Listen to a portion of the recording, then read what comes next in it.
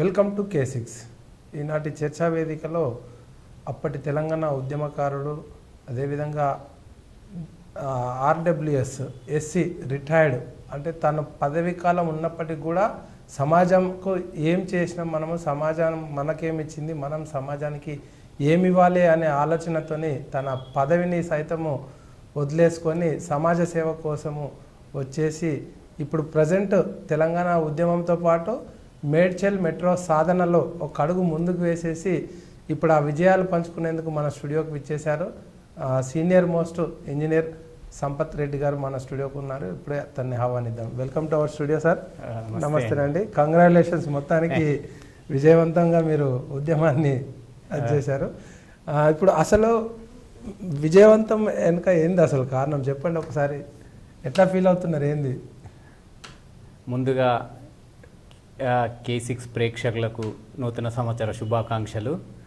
అలాగే ఈ విజయంలో మాది ఒక్కరిదే కాదు, K6 పాత్ర కూడా చాలా కీలకమైంది. మొదటి రోజు నుంచి కూడా మాకు K6 మా వెన్నంటి ఉంది. మీకు, మీ యాజమాన్యానికి మరియు K6 ప్రేక్షకులందరికీ మరొకసారి మా శుభాభివందనాలు. ఓకే సార్, ఇప్పుడు అసలు హైదరాబాద్ కోంపల్లి అనగానే అందరికీ గుర్తుకొస్తుంది ఏంటంటే కోంపల్లి, ఉత్తర తెలంగాణకు గుండెకాయ లాంటిది కోంపల్లి ప్రాంతం. ఆ ప్రాంతం మేడ్చల్ నుంచి కోంపల్లి వరకు, అక్కడి నుండి సికింద్రాబాద్ వరకు మెట్రో ట్రైన్ కావాలి, అదేవిధంగా ఫ్లైఓవర్ కావాలి అని చెప్పేసి వీళ్ళ డిమాండ్తో తెలంగాణ ఉద్యమం ఏ విధంగా ఉందో ఆ రకంగా ఉద్యమాలు చేపట్టారు. అసలు కోంపల్లి ప్రాంతంకు ఉన్న ఇంపార్టెన్స్, ఇతర అంశాల గురించి ఇప్పుడు మనం తనతో చర్చిద్దాం. సార్ చెప్పండి, అసలు మేడ్చల్కు మెట్రో అవసరం అంటారా?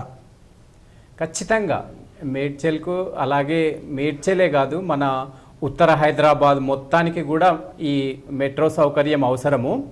మన హైదరాబాద్ జనాభాలో తీసుకుంటే దాదాపు 30 నుంచి 40% జనాభా, 30 లక్షల పైచిలకు జనాభా మనకు ఈ ప్రాంతంలోనే నివసిస్తుంది. ముఖ్యంగా ఇందూరు బిడ్డగా మన కోంపల్లి ప్రాంతం ఏదైతే ఉందో మొత్తము దాదాపుగా నిజామాబాద్, కామారెడ్డి, నిర్మల్ ఈ సైడ్ వాళ్ళే ఎక్కువగా నివసిస్తారు. కాబట్టి మన ప్రాంత ప్రజలకు ఖచ్చితంగా ఇది సౌకర్యవంతంగా ఉంటుంది. అందుకనే మనము ఈ ఉద్యమం చేపట్టడం జరిగింది. ఇప్పుడు ఉద్యమం చేయాలనే ఆలోచన కూడా ఎట్లా వచ్చింది, ఎంతమందితో మీరు మొదలుపెట్టారు, ఏంటి అసలు? ఈ కాంగ్రెస్ ప్రభుత్వంలోకి రాగానే రేవంత్ రెడ్డి గారి నాయకత్వంలో మొట్టమొదటి చర్య ఏంటంటే, గతంలో ఎన్నికల ముందు గత ప్రభుత్వం ఇచ్చిన జీవోలను రద్దు చేస్తూ అప్పటి వరకు అయితే కండ్లకోయ వరకు ఒకటైతే కారిడార్ పెట్టారు, వాటిని కూడా పూర్తిగా తొలగించారు. మేము సరే మనకు పెడతారేమో అనుకున్నాము, కానీ ఎక్కడ ఏది కూడా లేకపోయేసరికి పూర్తిగా నిరాశ చెందాము. అసలు ఏంటి, మన ప్రాంతాన్ని పూర్తిగా నెగ్లెక్ట్ చేశారు. అసలు ఇది మాకు అప్పుడు ఎవరికి చెప్పాలా, ఒక ప్లాట్ఫామ్ కూడా లేకుండే మాకు ఎక్కడ నివేదించాలనేది ఆ ఆలోచనలోనే మొదలైంది. అంటే ఏమని పెట్టారు పేరు? మేడ్చల్ మెట్రో సాధన సమితి అని ఎట్లా అనిపించింది, ఏంది అసలు? మనకు అదే చెప్తున్నాం, మన ఉత్తర తెలంగాణకు గేట్వే ఆఫ్ నార్త్ తెలంగాణ మన కోంపల్లి ప్రాంతము.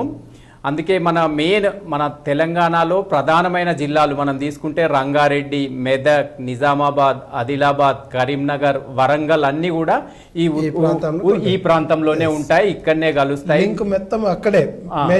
మేజర్ లింక్ అక్కడే ఉంటుంది. మన అందరం కూడా అక్కడే, మీరు కూడా రెగ్యులర్ గా ప్రయాణిస్తూ ఉంటారు. మనం నిజామాబాద్ నుంచి తీసుకుంటే మేడ్చల్ వరకు ఎంత టైం పడుతుందో, మేడ్చల్ నుంచి లోపలికి వెళ్ళాలంటే అంత టైం పడుతుంది. మీరు ఇంకా చూస్తూనే ఉంటారు. మా జీడిమెట్లలో నేను నివసించేది జీడిమెట్ల భీమా ప్రైడ్లో, అక్కడ నుండి సుచిత్ర జంక్షన్ వరకు వెళ్ళాలన్నా ½ an hour ఒక్కొక్కసారి పడుతుంది. అంతంతా ఇది మనం అనుకున్న కోంపల్లి ప్రాంతం మోస్ట్ హ్యాపెనింగ్ ప్లేస్ అన్నట్టు. నేను గుండెకాయ మోస్ట్ హ్యాపెనింగ్, ఎవరి అంచనాలకు అందనంత స్పీడ్ గా అభివృద్ధి చెందుతుంది. నేను 2008లో అక్కడ వెళ్ళాను, ఇక్కడ నుంచి నిజామాబాద్ నుంచి. 2008లో అసలు రాత్రి 7-8 గంటలకు నిజామాబాద్కి వెళ్ళి అక్కడ బస్ దిగితే చీకటి, అసలు భయంకరంగా. మీరు కూడా చాలా సార్లు వచ్చావు అక్కడికి. ఇప్పుడు అసలు అది గుర్తుపట్టనంతగా మారిపోయింది. జనాభా కూడా, జనసాంద్రత కూడా అలా పెరిగిపోయింది. కాబట్టి ఖచ్చితంగా ఈ ప్రాంతానికి ఈ ప్రజా రవాణా వ్యవస్థ రావాల్సిందే. అంటే ఇప్పుడు కోంపల్లి, మేడ్చల్ ఈ ప్రాంతాలంతా కూడా ఇండస్ట్రియల్ ఏరియా, అంటే ఉత్తర తెలంగాణకు సంబంధించిన వ్యాపారస్తులు కానీ పెద్ద పెద్ద ఇండస్ట్రీస్ కూడా ఎన్ఆర్ఐస్ కూడా ఈ ప్రాంతంలోనే పెట్టడం జరిగింది, చాలా మటుకు పెట్టుబడులు. ఆ ప్రాంతంలో రియల్ ఎస్టేట్ కూడా చాలా బూమ్. అప్పుడు ఎట్లా ఉంది, ఇప్పుడు ఆ ప్రాంతం డెవలప్మెంట్ ఎట్లా జరిగింది? అదే ఇప్పుడు కూడా మనం తీసుకుంటే industry area, Jeedimetla industry area చాలా ఉంది. మీరు అన్నట్టుగా అక్కడ నుంచి ఉత్తర భారతదేశం నుంచి వచ్చే వాళ్ళందరూ చాలా మంది కూడా అదే జీడిమెట్ల ప్రాంతంలోనే నివసిస్తున్నారు. ఈ అంతే ఓన్లీ ఆ జీడిమెట్ల ఇండస్ట్రియల్ ఏరియానే కాదు, ఇప్పుడు మనకేందంటే ఈ వైబ్రెంట్ రెసిడెన్షియల్ హబ్స్ కూడా అన్ని చాలా డెవలప్ అయినాయి. టోటల్ గేటెడ్ కమ్యూనిటీస్ వచ్చాయి. మేము ఒక అంచనా, మేము ఒక సర్వే చేసిన ప్రకారం దాదాపు రోజు 60 నుంచి 70 వేల మంది సాఫ్ట్వేర్ ఇంజనీర్లు మన ప్రాంతం నుండి హైటెక్ సిటీ ప్రాంతానికి రోజు వెళ్ళొస్తున్నారు, రవాణా చేస్తున్నారు. అదేవిధంగా కార్మిక రంగం చూసినట్లయితే మనకు ఇండియాలో ఉన్న చాలా మంది సౌత్ ఇండియాకు సంబంధించిన కాకుండా నార్త్ ఇండియన్స్ కూడా కార్మిక విభాగం ఈ ప్రాంతాల్లోనే వచ్చి ఉపాధి పొందుతున్నారు. అవును, ఖచ్చితంగా. మా దగ్గర తీసుకుంటే 4 నియోజకవర్గాలు ఉన్నాయి మనకి. మల్కాజిగిరి నియోజకవర్గము, సికింద్రాబాద్ కంటోన్మెంట్ నియోజకవర్గము, కుత్బుల్లాపూర్ నియోజకవర్గము, మేడ్చల్ నియోజకవర్గం. ఈ ప్రాంతాల్లో అక్కడ ఉన్న వారికంటే వలస వచ్చిన వారే ఎక్కువగా ఉన్నారు. ప్రధానంగా ఉత్తర భారత నుండి మరి మన ఉత్తర తెలంగాణ నుంచి వచ్చిన వారే ఎక్కువగా ఉన్నారు. వాళ్ళందరూ వివిధ ఉద్యోగ ఉపాధి అవకాశాల్లో స్థిరపడ్డారు. నిత్యం ప్రయాణించాల్సి వస్తుంది కాబట్టి ఈ ప్రజా రవాణా వ్యవస్థ ఎంతగా అభివృద్ధి చెందితే వాళ్ళందరికీ అంత సౌకర్యవంతంగా ఉంటుంది. ఇప్పుడు అంటే మేడ్చల్ మెట్రో సాధన సమితి అనేది మీరు ఏర్పాటు చేశారు, చాలా సంతోషం. ఎంతమందితోని ఆ ఉద్యమాన్ని ప్రారంభించారు? ఆ గ్రూప్ కూడా ఒకటి వాట్సాప్ గ్రూప్ కూడా ఏర్పాటు చేశారు, నేను కూడా మెంబర్ అందులో. అయితే ఎంతమందితో చేశారు, ఎట్లా దినదినంగా మీరు ఎట్లా డెవలప్మెంట్ చేస్తారు దాన్ని, ఉద్యమాన్ని? అదే శ్రీనివాస్ గారు, డే 1 నుంచి కూడా మీరు మా గ్రూప్లో సభ్యులయ్యారు. మేము అదే అందులో రాకపోయేసరికి నిరాశపడి ఒకరోజు రాత్రంతా ఆలోచించి మొదలైతే స్టార్ట్ చేసింది ఒక్కొండి. అసలు ఎవరికి చెప్పాలా, ఎలా చెప్పాలా, చాలా నిరాశపడ్డాము. నిరాశపడ్డ తర్వాత ఒక గ్రూప్ అయితే ఫామ్ కావాలంటే దానికి ఇంకొక సభ్యులన్నా కావాలి. అందుకు మా ఫ్యామిలీని ఒప్పించి మేమిద్దరం కలిసి ఒక గ్రూప్గా ఫామ్ చేసి వెంటనే వాట్సాప్లో సర్క్యులేట్ చేశాము. ఇలా మనకు అన్యాయం జరిగింది, మనం ఎదిరించాల్సిన అవసరం ఉంది, మీరు ఈ అన్యాయాన్ని సరిదిద్దాలంటే ఈ ఉద్యమంలో ఎవరెవరైతే జాయిన్ కావాలనుకుంటున్నారో మీరు కావచ్చని ఒక ఇన్విటేషన్ పంపాము. వెంటనే మా భీమాపరేట్ కమ్యూనిటీలో 260 అపార్ట్మెంట్స్ ఉంటాయి, వాళ్ళందరూ కూడా దాన్ని సర్క్యులేట్ చేయడం జరిగింది. దాని ద్వారా మేము అసలు ఒక 10-20 మంది సభ్యులు వస్తే సరిపోతుంది అనుకున్నాము. మేము అసలు మా అంచనాలకు మించి 10, 20, 50, 100, 200, 500, 1000, 1020 అయితే ఒక గ్రూప్ ఎగ్జాస్ట్ అయితే ఇంకో గ్రూప్, అలా ఇంకో గ్రూపు, 3 గ్రూపులు పెట్టి ఇప్పుడు దాదాపు 2500 మంది మా మేడ్చల్ మెట్రో సాధన సమితిలో క్రియాశీలక సభ్యులు అయ్యారు, యాక్టివ్ మెంబర్స్. ఇప్పుడు మీ మంది అంతా కలిసేసి ఉద్యమం చేస్తున్నారు కదా, చాలా మట్టుకు పిలుపునిచ్చారు చాలా ఉద్యమాల్లో. ప్రజల నుండి కూడా స్పందన ఎట్లా వచ్చింది? అక్కడ ఆ ప్రాంత ప్రజలు, వివిధ రకాల ప్రజలు ఉన్నారు కదా, ఎట్లా? చాలా అనూహ్యమైన స్పందన వచ్చింది అక్కడ. ఇది మనకు ఈ రోజుకి పిలిపిస్తున్నాం అనగానే ఇమ్మీడియట్ గా అందరూ ఇది, ఎందుకంటే మనం ఒక సంవత్సరం వరకు ఈ ఉద్యమం సాగింది, మాకు ఇంతవరకు సాగింది అని అంటే అందరికీ లోపల ఎక్కడో నిక్షిప్తమై ఉంది. అసలు మన ప్రాంతంకి ఎందుకు లేదు మెట్రో, మనకేం తక్కువ ఉంది? ఇప్పుడు అక్కడ పటాన్ చెరువు దాకా అక్కడ తీసుకెళ్తున్నారు, ఇక్కడ హయత్ నగర్ వరకు తీసుకెళ్తున్నారు, ఎయిర్పోర్ట్ వరకు తీసుకెళ్తున్నారు, ఓల్డ్ సిటీకి వెళ్తుంది.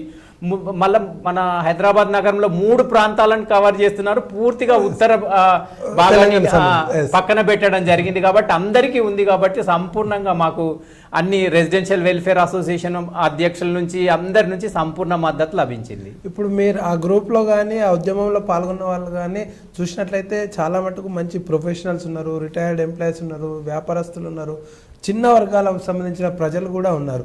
కానీ ఎక్కడ కూడా ఉద్యమం అంటే ఎంత డిసిప్లిన్గా చేశారంటే ఈరోజు ఈ కార్యక్రమం ఉంది, ఎక్కడల్లో అక్కడ ఆ కార్యక్రమం చేయాలంటే అంతే చేశారు. అంటే జనంకు కూడా ఎక్కడ ఇబ్బంది లేకుండా చేశారు. ఎట్లా అనిపించింది మీకు ఈ స్టైల్, ఎట్లా చేశారో ఏంటంటే? ఖచ్చితంగా అండి, మేము అదొకటి ముందుగానే గ్రహించాము. ఇదేంటంటే ఒక మాస్ ఉద్యమం లాగా మనం ముందుకు తీసుకెళ్ళలేము. చాలామంది ప్రొఫెషనల్స్ రోజువారీ ఉద్యోగాలు వీటి రంగాల్లో ఉన్న వారికి ఉపయుక్తకరంగా ఉంటుంది కాబట్టి ఈ రోజు రేపట్లో ఈరోజు సోషల్ మీడియా యుగం ఇది. అలాంటి ఉద్యమాలు మనం ఎంతో కాలం చేయలేము, ప్రజలకు ఇన్కన్వీనియన్స్ అవుతుంది, ప్రజల నుంచి వ్యతిరేకత వస్తుంది. కాబట్టి మేము లిమిటెడ్గా ఎక్కడెక్కడ చేయాలనో అక్కడక్కడ ప్రతి సెంటర్లో ప్రతి ఆదివారం ఓ 10-20 మంది జమ అయిపోయి ఆ రోజు ఆదివారం మీటింగ్ పెట్టుకొని కుటుంబంతో గడపాల్సిన సమయం ఉన్నా కూడా అక్కడికి వచ్చేసి ఎక్కడొక్కడో సెంటర్స్లలో మీటింగ్ పెట్టేసి జనాలను ఎడ్యుకేట్ చేసి మనకి ప్రజా రవాణా వ్యవస్థ ఆవశ్యకత గురించి చెప్పి వాళ్ళకి వివరించి వాళ్ళని ఎడ్యుకేట్ చేయడం, అవగాహన కలిగించడం జరిగింది. ఇప్పుడు రిప్రజెంటేషన్స్ కూడా మీరు చాలా మందిని కలిసారు, చూశాను నేను. అంటే ఎంపీల నుంచి పడితే కేంద్ర మంత్రులు పడితే ఎమ్మెల్యేలు ఎమ్మెల్సీలు ప్రతి ఒక్కరిని కూడా ఎంతమందిని కలిసిరు, వాళ్ళ నుండి స్పందన ఎట్లా వచ్చింది?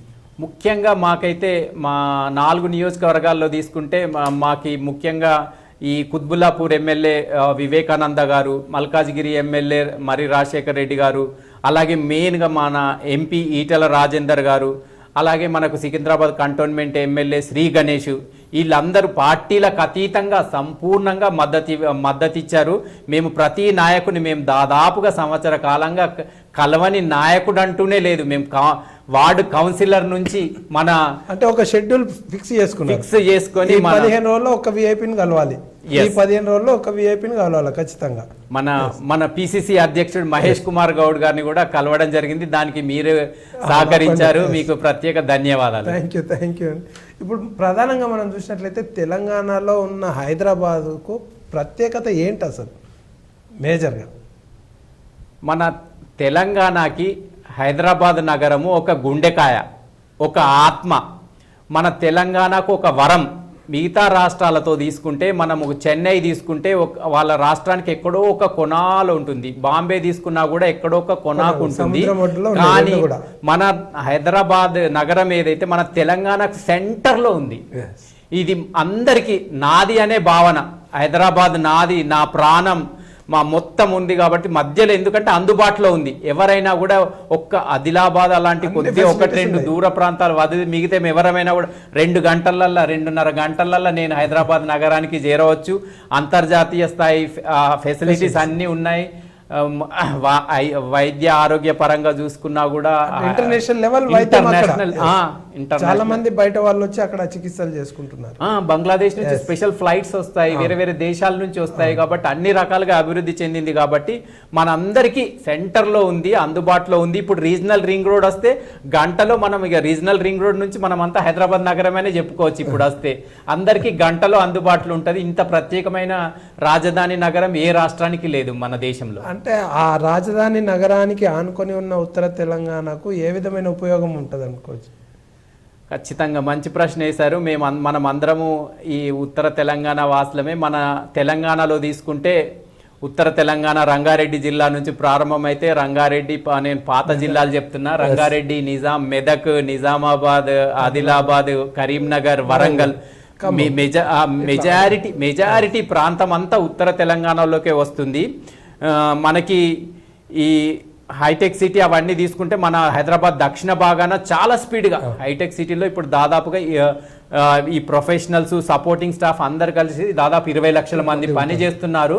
మనకి ఈ ఆఫీస్లకు వెళ్ళేటప్పుడు బయటకు వెళ్ళేటప్పుడు ఆ కాలు అక్కడ నుంచి అడుగు బయటకు పెట్టలేనంత అయిపోయింది. అందుకే ఈ ప్రాంతం కూడా, ఈ శివారు ప్రాంతాలు కూడా డెవలప్ కావాలి. ఆ రెసిడెన్షియల్ ఎవరైతే ఉన్నారో వాళ్ళు కూడా ఇటు షిఫ్ట్ అయిపోతే ఈ ప్రజా రవాణా వ్యవస్థ మెరుగుపరుచుకుంటే, ఈ మెట్రో మనం విస్తరించుకుంటే చాలా సులువుగా అలా ఆ ప్రాంతాలకు వెళ్ళి వారు ఉద్యోగాలు చేసుకోవచ్చు అనే మెయిన్ ప్రధానమైన డిమాండ్. రవాణా మెరుగవుతే మనకు చాలా మట్టుకు ఇటు ఆర్థికంగా బాగుంటుంది వాళ్ళకి, ఎందుకంటే ట్రాన్స్పోర్టేషన్ తగ్గుతుంది, వాళ్ళకి టైం మిగులుతుంది. ఇవన్నీ కూడా ఫ్యామిలీకి ఎక్కువ సమయం కేటాయించే అవకాశాలు ఉంటాయి.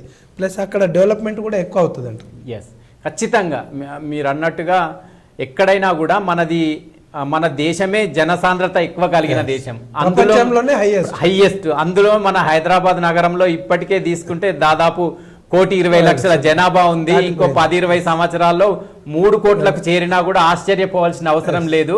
మనము బేగంపేట చూస్తున్నాము, తార్నాక చూస్తున్నాము, ఆ ఫ్లైఓవర్లు ఎంతలా నిండిపోయినాయి. అప్పుడేమో అసలు లేనిది ఇంకా 50-60 సంవత్సరాలకు వస్తాయి ఫ్రీగా అనుకున్నాము. ఇప్పుడు కూడా మన కోంపల్లి ప్రాంతంలో ఫ్లైఓవర్లు కడుతున్నారు, మనకు 6 లేన్ కడుతున్నారు. ఇప్పుడేమో చాలా పెద్దగా అనిపిస్తాయి. 4-5 సంవత్సరాలలో అవి కూడా నిండిపోతాయి. కాబట్టి ఈ ఓన్లీ ప్రజా రవాణానే మనం ప్రోత్సహించాలి. అందుకే మేము ప్రజా రవాణా కోసమే మేము ఉద్యమం చేశాము. ప్రజా రవాణాకు మనం వీలైనన్ని మౌలిక వసతులు కల్పించాలి, ప్రోత్సహించాలి. ఈ ప్రైవేట్ రవాణాను అరికట్టినప్పుడే మనము ఈ ట్రాఫిక్ కంజెషన్ మనము సిటీలో అరికట్టగలుగుతాము.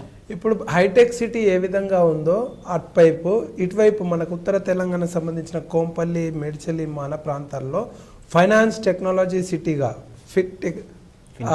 ఫిన్టెక్ సిటీగా మీరు అదొక్కటి కూడా ఈ మధ్య ఉద్యమం తెరదీపారు. ఎట్లా, దేనికోసం అది అసలు?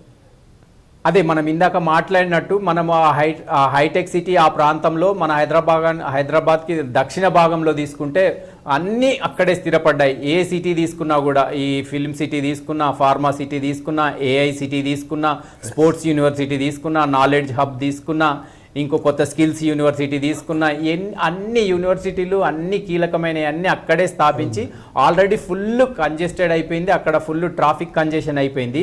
అలా కాకుండా మన ప్రాంతంలో కూడా ఇప్పుడు మొన్న కూడా రేవంత్ రెడ్డి గారు పదే పదే ఫ్యూచర్ సిటీ ఒకటి టోక్యో, న్యూయార్క్ నగరానికి ధీటుగా అభివృద్ధి చేస్తామంటున్నారు. మనం అందరము హైదరాబాద్ బిడ్డలుగా ఆహ్వానిస్తాము. ఇలాంటివి చాలా రావాల్సిందే.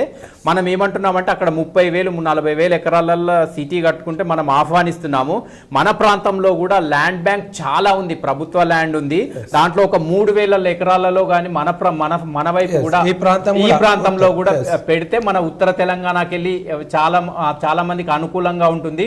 మనం అందరము సిటీలోకి వెళ్ళి సిటీని ఇంకా కంజెస్టెడ్ చేయకుండా ఎలాబరేట్ చేసి మనం అన్నట్టు కూడా ఓఆర్ఆర్, ఎందుకంటే ఇప్పుడు RRR కూడా వస్తుంది కాబట్టి వాటికి అనుకూలంగా ఉంటుంది. పట్టణం అంతా, నగరం అంతా ఇలా విస్తరించడానికి అవకాశం ఉంటుంది.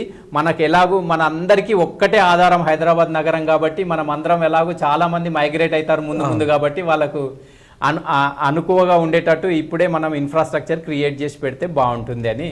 ఇప్పుడు నిజామాబాద్కు హైదరాబాద్కు ఏం లింక్ ఉందనుకోవచ్చు మనకి? ఇవన్నీ కూడా డెవలప్ అయితే ఇంకా నిజామాబాద్ ఆడదాకా కూడా విస్తరించేస్తుంది. ఇప్పుడే ఆల్రెడీ మనం RRR తీసుకుంటే దాదాపుగా మనం కామారెడ్డి దాకా వచ్చేసినట్టే.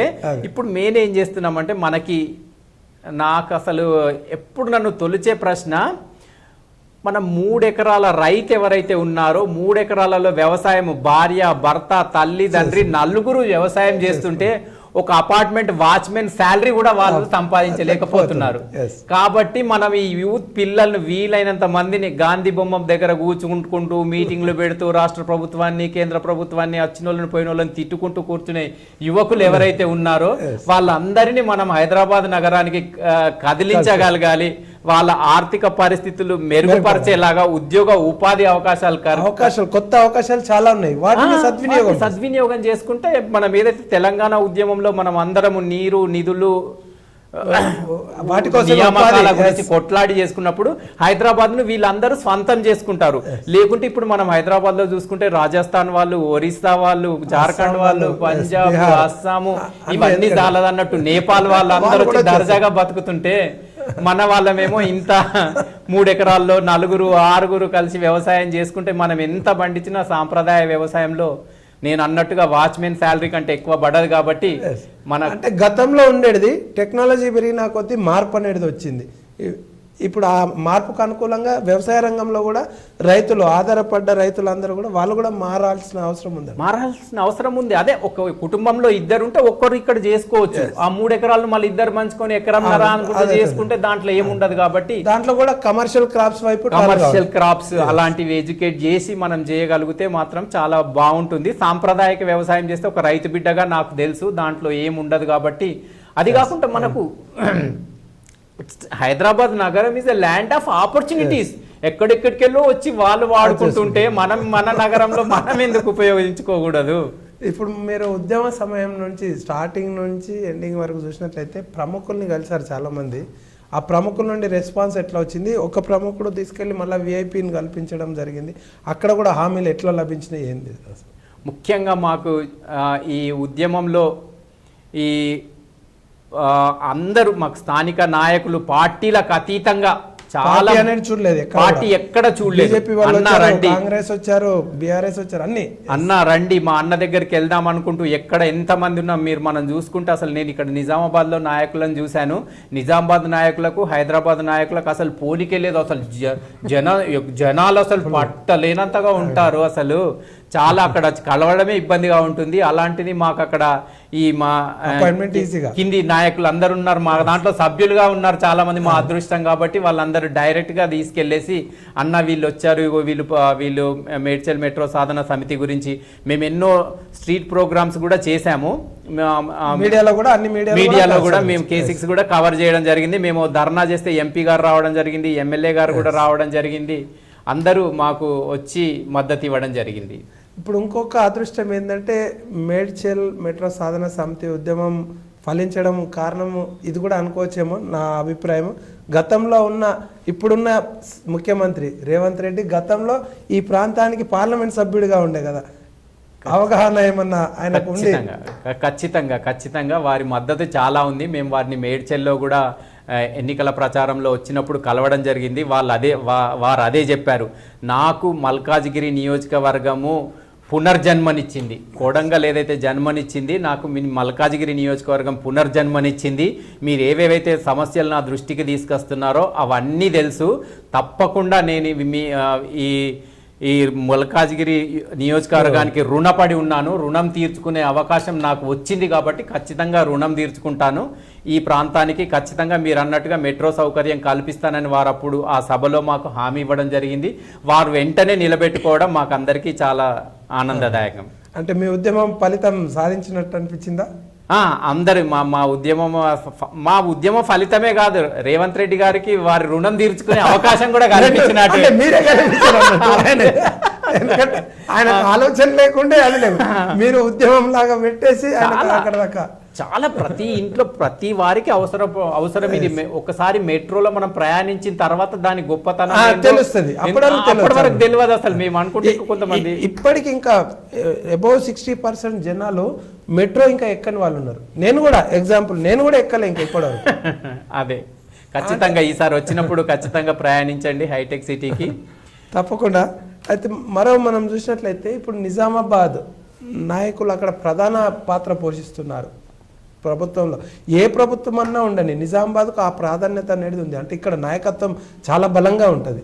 వాళ్ళ నుండి కూడా సపోర్ట్ ఎట్లా లభించింది? ఇప్పుడు టీపీసీసీ అధ్యక్షుడు మహేష్ కుమార్ గౌడ్ అనుకోవచ్చు, బోధన్ ఎమ్మెల్యే ఆయన సుదర్శన్ రెడ్డి సాబ్ అనుకోవచ్చు, అందరు కూడా ప్రముఖులు ఉన్నారు కదా, ఎట్లా అనిపించింది?